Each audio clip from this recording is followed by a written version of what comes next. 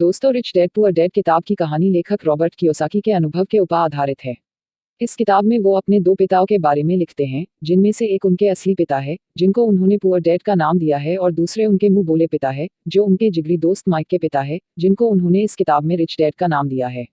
दरअसल उनके असली पिता बहुत ही ज्यादा पढ़े लिखे और हार्डवर्किंग इंसान है, जो पेशे से एक टीचर होने के नाते फाइनेंशियली काफी कमजोर है, इसीलिए किताब में लेखक ने उनको पुअर डैड कहकर बुलाते थे।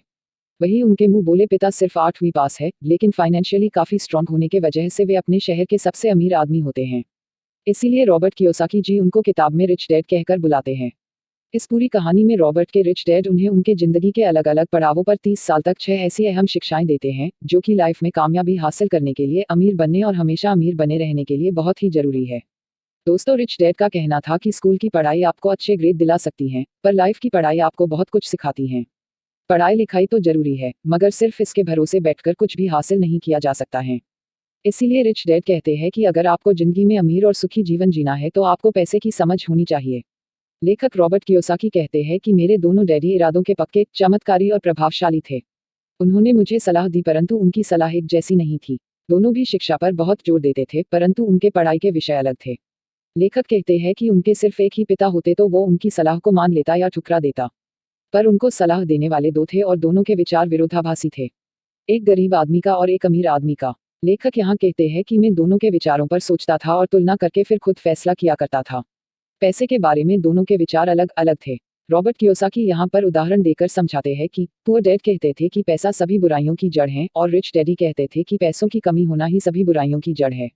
पुअर डैड को हमेशा यह कहने की आदत थी कि मैं इसे नहीं खरीद सकता। वहीं रिच डैडी कहते थे कि मैं इसे नहीं खरीद सकता हूँ, ऐसे बोलने के बजाय मैं इसे कैसे खरीद सकता हूँ यह बोलते थे। उनका कहना था कि जब आप बोलते हैं कि मैं इसे नहीं खरीद सकता या मैं ये नहीं कर सकता, तब आपका दिमाग काम करना बंद करता है। दोस्तों, इसीलिए हमेशा सकारात्मक बोलिए। जब आप बोलते हैं कि मैं इसे कैसे खरीद सकता हूँ, तब आपका दिमाग काम करना शुरू कर देता है। लेखक के गरीब डैडी कहते थे कि बेटा तुम मेहनत से पढ़ो ताकि किसी अच्छी कंपनी में नौकरी मिल जाए, और अमीर डैडी कहते थे कि मेहनत से पढ़ो ताकि तुम्हें किसी अच्छी कंपनी को खरीदने मौका मिले। गरीब डैडी का कहना था कि जहां पैसे का सवाल हो वहां सुरक्षित कदम उठाओ, खतरा मत उठाओ, और अमीर डैडी का कहना था कि खतरों का सामना करना सीखो। यहाँ लेखक रॉबर्ट कियोसाकी कह रहे हैं कि दोनों की शिक्षा और ज्ञान को वो महत्वपूर्ण मानते थे, परंतु क्या सीखा जाए इस बारे में दोनों की राय अलग अलग थी। एक डैडी कहते थे कि पढ़ाई में कड़ी मेहनत करो और अच्छी नौकरी करो, और दूसरे डैडी उन्हें कहते थे कि मैं अमीर बनने का रहस्य सीख लूं। लेखक के अमीर डैडी बार बार कहते थे कि मैं पैसे के लिए काम नहीं करता, बल्कि पैसा मेरे लिए काम करता है। दोस्तों, जब लेखक रॉबर्ट कियोसाकी की उम्र 9 साल की हो गई, तब उन्होंने फैसला किया कि वो अमीर डैडी की सलाह मानेंगे और उन्होंने बताए गए रास्तों पर चलेंगे।